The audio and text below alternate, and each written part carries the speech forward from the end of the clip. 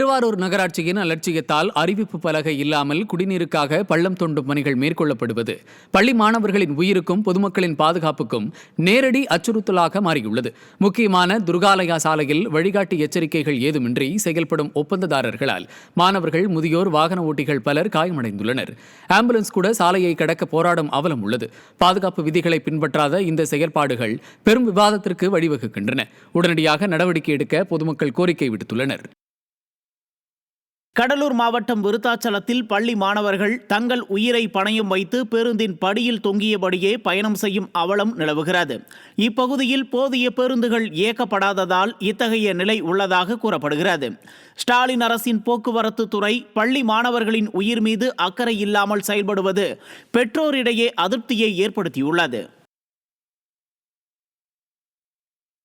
தருமபுரி மாவட்டம் அரூர் அரசு மகளிர் மேல்நிலைப் பள்ளி வளாகத்தில் சட்டமன்ற மிதிவண்டிகள் நிறுத்தும் கான்கிரீட் பரப்பு தளம் அமைப்பதற்கான பணிகள் தொடங்கப்பட்டன.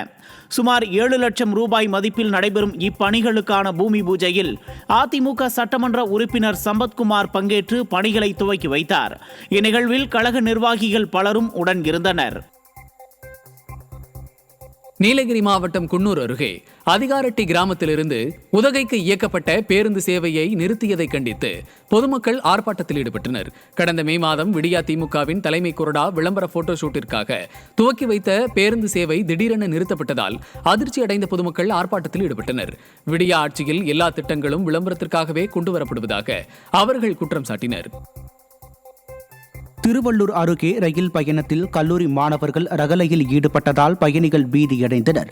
செவ்வாய்ப்பேட்டை ரயில் நிலையத்தில் 10க்கும் மேற்பட்ட கல்லூரி மாணவர்கள் ரயில் ஜன்னலில் ஏறி நின்றும் சிலர் ரயில் பெட்டியின் முகப்பில் தொங்கியபடியும் கூச்சலிட்டவாறு அமர்க்களம் செய்த வீடியோ வெளியாகி அதிர்ச்சியில் ஆழ்த்தியுள்ளது.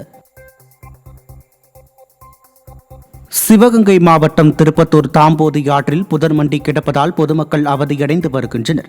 தாம்போதி ஆற்றில் கோரைப்புல் மற்றும் கருவேல மரங்கள் படர்ந்து கிடப்பதால் கொசுக்கள் உற்பத்தியாகி டெங்கு நோய் பரவும் அபாயம் ஏற்பட்டுள்ளது.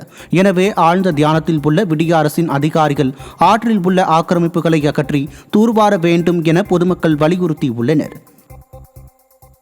திருப்பத்தூர் பெரிய கம்மாயிலிருந்து தென்மா கம்மாய்க்கு நீர்ப்பாசன வசதிக்காக தாம்போதி கால்வாய் ஒன்று இருக்கிறது.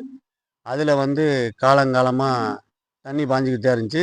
இப்போ ஒரு குறிப்பிட்ட பல வருடங்களாக அதில் செடிகளும் புதர்களும் மண்டி அடைப்பு ஏற்பட்டு மழை காலங்களில் வெள்ள நீர் தெருக்களில் புகுந்து ரொம்ப மக்கள் மிக சிரமத்துக்குள்ளாகிறார். விஷப்பூச்சிகள், பாம்புகள் எல்லா வீட்டுகளுக்குள்ள போகிறதுனால.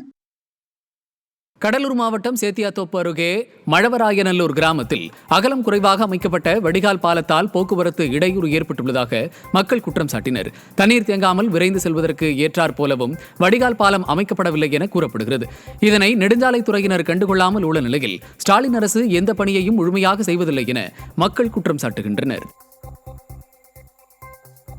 திருவள்ளூர் மாவட்டம் மீஞ்சூரில் 1 மணி நேரமாக ரயில்வே கேட் திறக்கப்படாததால் மக்கள் ரயில் மறியலில் ஈடுபட்டனர்.